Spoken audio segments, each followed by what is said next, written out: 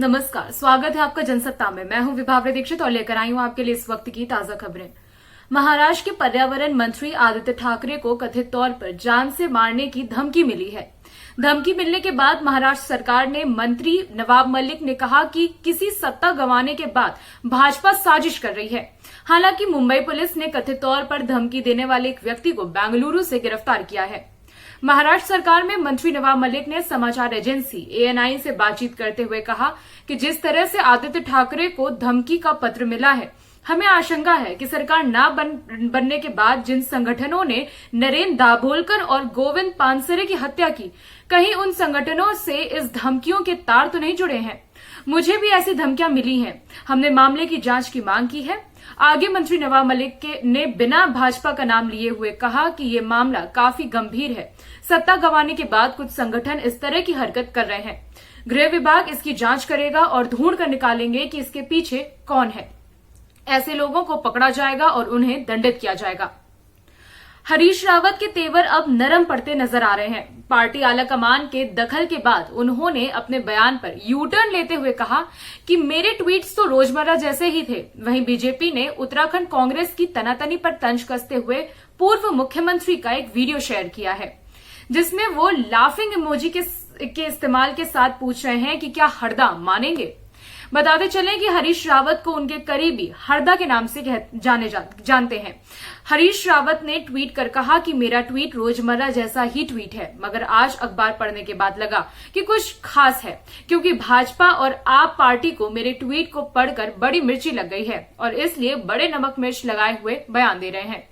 आनन फानन में कांग्रेस आलाकमान ने रावत सहित उत्तराखंड के बड़े नेताओं को दिल्ली बुला लिया है। इस बीच रावत के तेवर नरम दिखाई दिए। अमेरिका में सिख समुदाय ने भारत में 3 विवादास्पद कृषि कानूनों को निरस्त करने के लिए प्रधानमंत्री नरेंद्र मोदी की तारीफ करी है और साथ ही उन्होंने कहा कि उनके नेतृत्व में किसानों से जुड़े मुद्दों पर सही से ध्यान दिया गया। संसद में पिछले साल सितंबर को पारित 3 कृषि कानूनों को निरस्त करने के लिए शीतकालीन सत्र के पहले दिन विधेयक पारित किया गया। पिछले साल इन कानूनों को लेकर मुख्य रूप से पंजाब, हरियाणा और पश्चिम उत्तर प्रदेश के किसान दिल्ली की सीमाओं पर प्रदर्शन कर रहे थे। सिख ऑफ अमेरिका संगठन के जस्से सिंह ने कहा कि अमेरिका में सिख समुदाय तीनों कृषि कानूनों को वापस लेने के प्रधानमंत्री नरेंद्र मोदी के फैसले की तारीफ कर रहा है।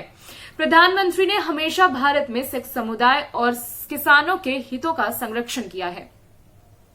दिल्ली में बार और रेस्टोरेंट को 50% क्षमता के साथ परिचालन की अनुमति देने के दिल्ली आपदा प्रबंधन प्राधिकरण के आदेश में यह स्पष्ट नहीं किया कि क्या वो क्रिसमस और नए साल की पार्टियां आयोजित कर सकते हैं या नहीं।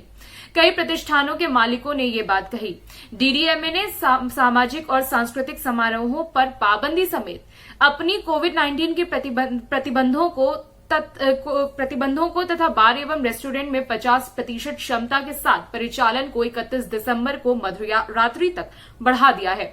शहर में अनेक रेस्टोरेंट और बार मालिकों ने कहा कि सीट क्षमता 50% तक सीमित करने का फैसला मददगार नहीं है। उन्होंने कहा कि इस दौरान महामारी से हुए नुकसान की भरपाई करने की हम उम्मीद कर रहे थे। प्रधानमंत्री नरेंद्र मोदी ने गुरुवार को अपने संसदीय क्षेत्र वाराणसी की जनता को कई सौगातें दी। पीएम मोदी ने पिंडरा के करखिया गांव में अमूल प्लांट की आधारशिला रखने के साथ ही 27 परियोजनाएं अपने संसदीय क्षेत्र की जनता को समर्पित की। इस दौरान उन्होंने जनसभा को संबोधित किया और विपक्ष को आड़े हाथों लिया। पीएम मोदी ने जनसभा को संबोधित करते हुए कहा कि जब मैं काशी के विकास में डबल इंजन की, डबल शक्ति और डबल विकास की बात करता हूं तो कुछ लोगों को बहुत कष्ट होता है। ये वो लोग हैं जिन्होंने उत्तर प्रदेश की राजनीति को सिर्फ जाति, पंथ, मत, मजहब के चश्मे से ही देखा है। प्रधानमंत्री ने कहा, हमारे यहाँ गाय की बात करना कुछ लोगों ने गुनाह बना दिया है। गाय कुछ लोगों के लिए गुनाह हो सकती है, मगर हमारे लिए गाय माता है, पूजनीय है। गाय भैंस का मजाक उड़ाने वाले लोग ये भूल जाते हैं कि इस देश में 8 करोड़ परिवारों की आजीविका ऐसे ही पशुधन से चलती है। फॉर्म में वापसी करने वाले किदाम्बी श्रीकांत 11 से 16 जनवरी तक चलने वाले योनेक्स सनराइज इंडिया ओपन 2022 में सिंगापुर के लो कीन यू से भिड़ सकते हैं, जिन्हें ड्रॉ में एक साथ रखा गया है, जबकि पीवी सिंधु और लक्ष्य सेन को आसान ड्रॉ मिले हैं। शीर्षवरीय श्रीकांत ने हाल में विश्व चैंपियनशिप में रजत पदक के बूते विश्व रैंकिंग में शीर्ष 10 में अपनी वापसी की। वो इंडिया ओपन में अपना अभिनय सिरिल वर्मा के खिलाफ शुरू करेंगे। अभी के लिए बस इतना ही। बाकी देश दुनिया से जुड़ी खबरों के लिए बने रहिए जनसत्ता के साथ। धन्यवाद।